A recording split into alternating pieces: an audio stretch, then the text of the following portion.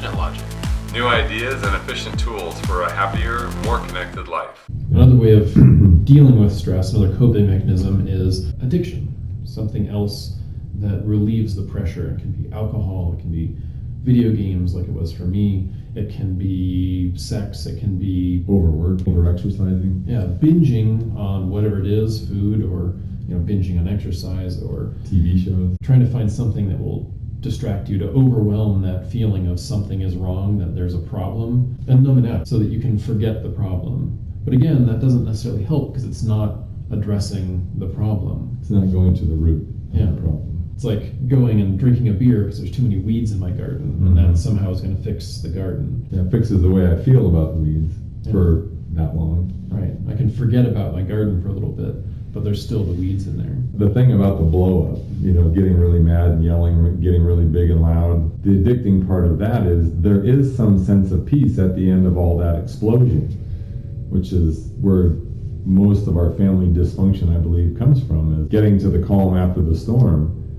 And yet the collateral damage along the way is just way too costly. So what is it that's going on in our mind that we could actually pull that pin and let that rail car go that keeps driving us crazy? It's really not up to you or anybody else to make me okay.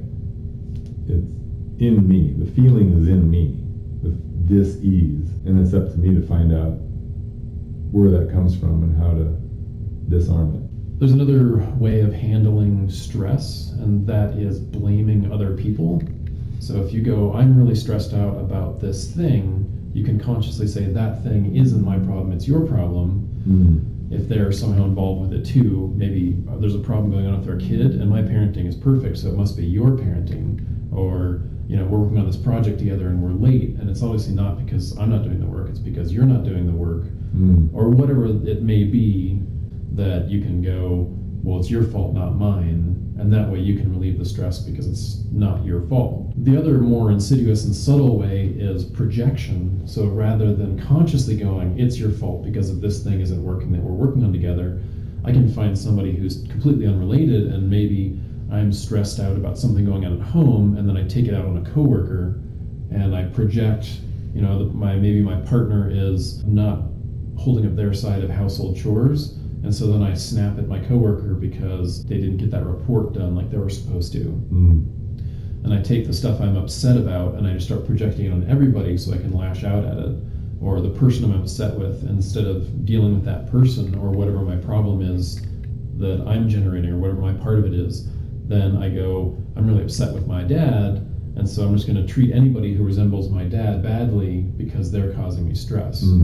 And in that regard, you can blame a whole group of people for your problems. We have a lot of that going on in the world. I might be upset about something, but I'm going to project outwards so I don't feel this inside that's uncomfortable, and blame all that group of people for how I feel. If they weren't doing what they were doing or believing what they were believing, I wouldn't feel this. That's the scary part, isn't it? How big blame can go. You can do it with genders, you can do it with races, you can do it with religions, you can do it with countries. I mean, any way you can subdivide humans, you can make it their problem that I don't feel okay.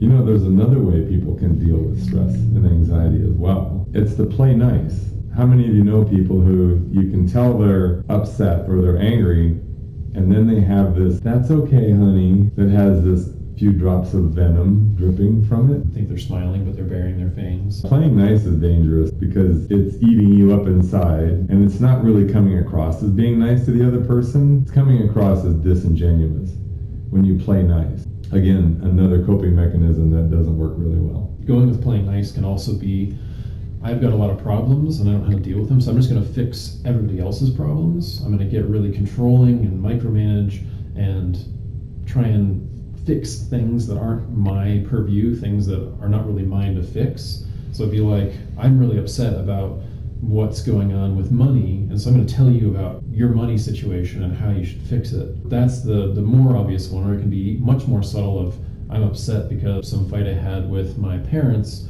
and then I tell you how to fix your relationship with your kids. And because I don't feel in control, I'm not feeling okay, so my best way to do that is control everybody else around me. Thank you for watching our video. If you like the video, please subscribe. Please like. Please leave a comment below.